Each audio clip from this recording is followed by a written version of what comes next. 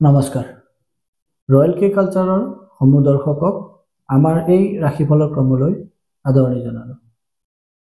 ইয়াত সৰ্বপ্ৰথম আমি আৰম্ভ কৰিবলৈ গৈছোঁ মেঘ ৰাশিৰ জাতকৰ আহিবলগীয়া 9 ফেব্ৰুৱাৰীৰ পৰা 15 ফেব্ৰুৱাৰী এই সপ্তাহটো কেনেকুৱা হ'ব। মেঘ ৰাশিৰ জাতকসকলৰ জীৱনত পজিটিভিটি আগতকৈ বৃদ্ধি হ'ব, আপোনাৰ কেৰিয়াৰ অনুকূল হ'ব। যদি আপুনি চাকৰিৰ প্ৰাৰ্থী হয়, আপুনি এই সপ্তাহটোত চাকৰিৰ বাবে এপ্লাই কৰিব পাৰে, অথবা যদি আপুনি ব্যৱসায় হয়, আপুনি এই সপ্তাহত ক্ৰয় আৰু বিক্ৰয় বৃদ্ধি পোৱা দেখা পাব।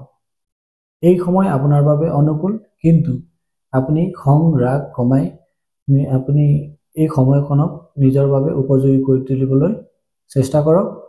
আৰু যদি আপুনি পাৰে, আপোনাৰ এইবাৰ ব্যৱসায়ত আগতকৈ অলপ বেছি সময় দিবলৈ চেষ্টা কৰিব। উপায় হিচাপে আপুনি হনুমান চালিচা প্ৰতিদিন পাঠ কৰিব পাৰে। ইয়াৰ পাছতেই আমি আগবাঢ়িছোঁ বৃষ ৰাশিৰ জাতকলৈ। বৃষ ৰাশিৰ জাতকসকলৰ 9 ফেব্ৰুৱাৰীৰ পৰা 15 ফেব্ৰুৱাৰীলৈ এই সপ্তাহটোত কেৰিয়াৰৰ ক্ষেত্ৰত ভাল সুবিধা লাভ কৰিব পাৰে। আৰু আপুনি যদি জব কৰি আছে, আপুনি তৎক্ষণাৎভাৱে কিবা সুখবৰো পাব পাৰে। ব্যৱসায়ীসকলে নতুন টেকন'লজি ব্যৱহাৰ কৰি বা ছ'চিয়েল মিডিয়া ব্যৱহাৰ কৰি সেই নতুন টেকন'লজিৰ পৰা লাভ উঠাব পাৰে। ইয়াৰ পাছতেই আপোনাক এই সপ্তাহত উপায় হিচাপে 108 বাৰ ওম নমঃ শিৱায় মন্ত্ৰ জাপ কৰিব পাৰে। ইয়াৰ পাছতেই আমি আগবাঢ়িছোঁ মিথুন ৰাশিৰ জাতকলৈ। মিথুন ৰাশিৰ জাতকসকলে কাৰ্যক্ষেত্ৰত এইবাৰ আপোনাৰ এই সপ্তাহটোত নেতৃত্ব বৃদ্ধি পোৱা দেখা পাব। আগতকৈ আপোনাৰ আত্মবিশ্বাস বহুগুণেই এই সপ্তাহত বৃদ্ধি পাব।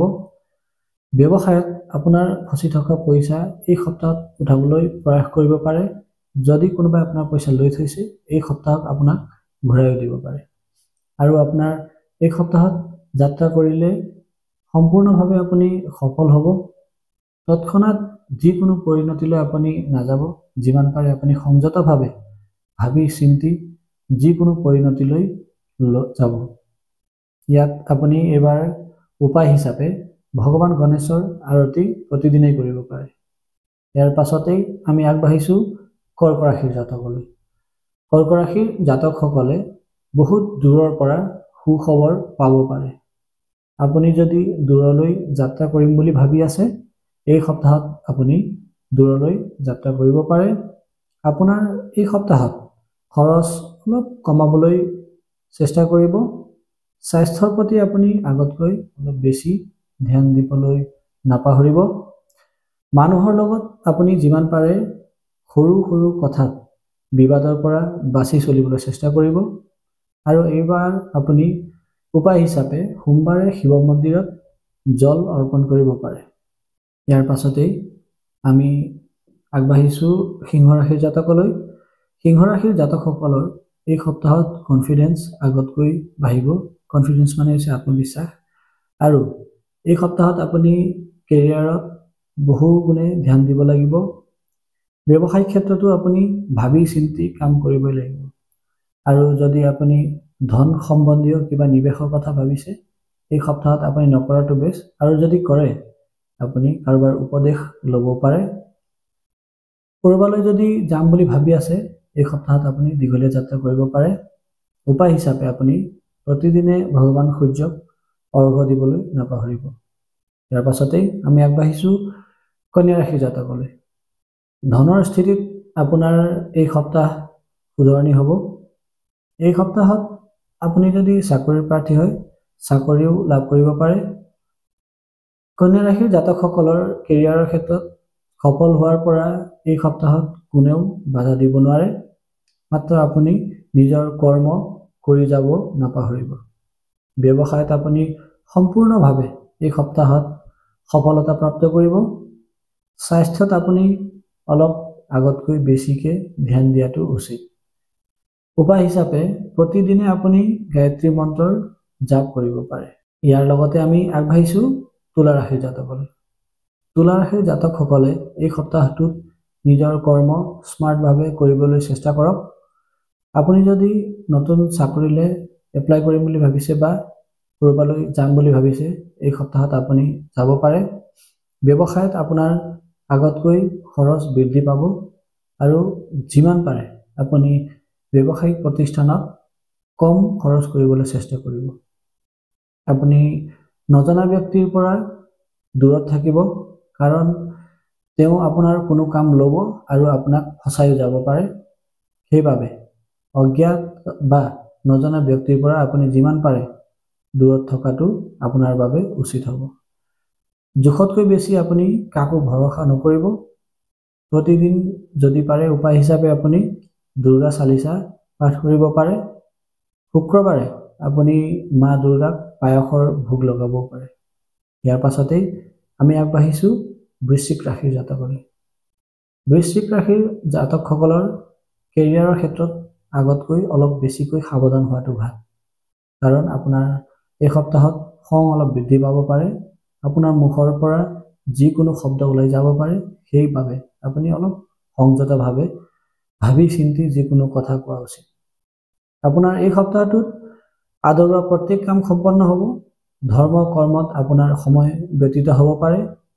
আপুনি যিমান পাৰে আপোনাৰ নিজৰ খান পানৰ ওপৰত অলপ সাৱধান হ'লে ভাল। উপায় হিচাপে আপুনি প্ৰতিদিনে হনুমান চালিচা পাঠ কৰিব পাৰে। ইয়াৰ পাছতেই আমি আগবাঢ়িছোঁ ধনু ৰাশিৰ জাতকলৈ। ধনু ৰাশিৰ জাতকসকলে এই সপ্তাহটোত সম্পূৰ্ণভাৱে প্লেনিং কৰি আপুনি আগবাঢ়ক। আপুনি সম্পূৰ্ণভাৱে এই সপ্তাহত সফল হ'ব পাৰিব। কেৰিয়াৰত আপোনাৰ আগতকৈ বেছি মান সন্মান বৃদ্ধি হোৱা দেখা পাব। আপুনি যদি এলাহ এৰি কৰ্ম কৰে তেন্তে নিশ্চয় আপুনি এই সপ্তাহত সফল হ'বই। ব্যৱসায়ত আগতকৈ আপোনাৰ বেছিকৈ ধাৰ কোনোবাই বিচাৰিব পাৰে, অথবা আপুনি কাৰোবাক নিজৰ স্বইচ্ছাৰে দিব পাৰে।